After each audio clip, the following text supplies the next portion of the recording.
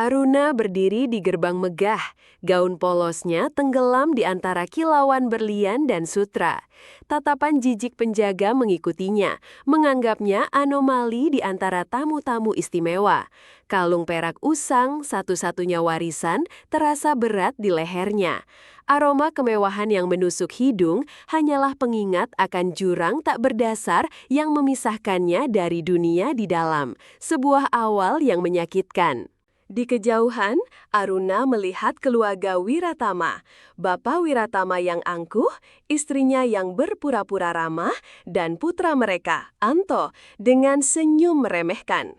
Ingatan akan cemoohan masa kecilnya, kata-kata tajam yang mengiris hati, kembali menghantam. Dadanya berdenyut perih, membiarkan kemarahan lama memanas di dalam diamnya, tersembunyi di balik raut wajah yang tenang. Dengan kartu identitas sementara staf catering, Aruna berhasil masuk. Langkahnya terasa berat di lantai marmer berkilau. Anto Wirapama, yang kini berpapasan dengannya, melayangkan pandangan menghina, seolah Aruna tak lebih dari bayangan tak kasat mata. Sebuah desisan tak jelas keluar dari bibirnya, namun Aruna hanya menunduk, tangannya terkepal erat di bawah nampan. Ibu Wiratama berdiri di podium, mengumumkan yayasan amal baru dengan sorot mata penuh kemunafikan. Ia memeluk seorang anak yatim piatu, menampilkan sandiwara kemurahan hati yang melukai. Aruna mengamati dari sudut ruangan, melihat refleksi dirinya bertahun-tahun silam. Perutnya bergejolak, jijik bercampur amarah yang tertahan oleh tugasnya. Anto Wiratama tak sengaja menumpahkan minuman merah pekat ke seragam catering Aruna. Tawa sinis rekan-rekannya mengisi ruangan. Aruna menarik nafas dalam, memejamkan mata sesaat. Tangannya dengan tenang membersihkan noda, namun garis rahangnya mengeras, dan matanya menyala dingin saat sekilas menangkap bayangan Anto yang menjauh. Ia ditarik ke sebuah lorong sepi oleh kepala pelayan.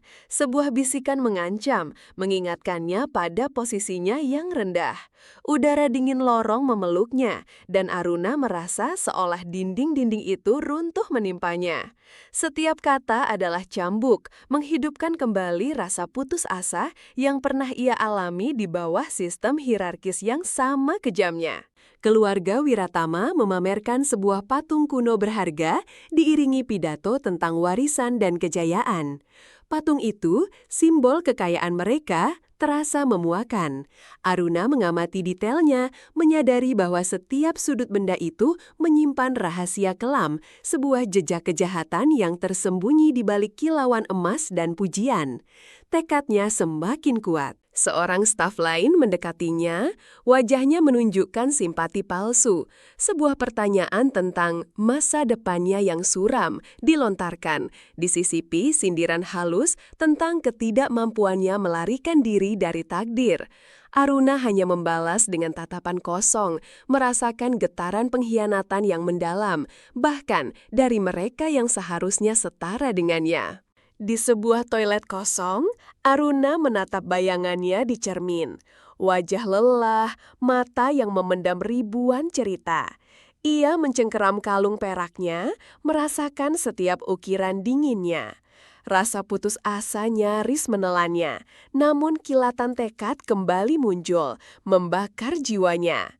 Ini bukan akhir, ini adalah awal dari pertarungan terakhirnya. Aruna menyentuh telinganya dengan jari, gerakan halus tak terlihat.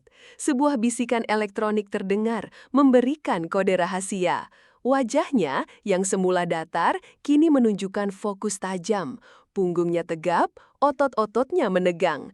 Ia bukan lagi Aruna si pelayan catering. Ia adalah Aruna yang lain, siap untuk melangkah maju tanpa keraguan sedikit pun. Aruna melangkah dengan tujuan jelas, menyelinap di antara kerumunan tamu yang riuh. Tangan kanannya bergerak cepat, meraih sesuatu dari balik bajunya. Gerakannya luas, presisi seorang profesional. Beberapa pasang mata menangkap siluet aneh, tapi terlalu sibuk dengan keglamoran pesta untuk menyadari perubahan auranya. Atmosfer mulai bergetar. Ia mencapai pusat keramaian, berdiri tepat di depan keluarga Wiratama yang sedang bercengkrama penuh tawa. Sebuah kilatan perak muncul di genggamannya, sebuah lencana berkilau memantulkan cahaya lampu gantung kristal, menerangi simbol otoritas. Bisikan-bisikan mulai menyebar, wajah-wajah terkejut, mata melotot tak percaya.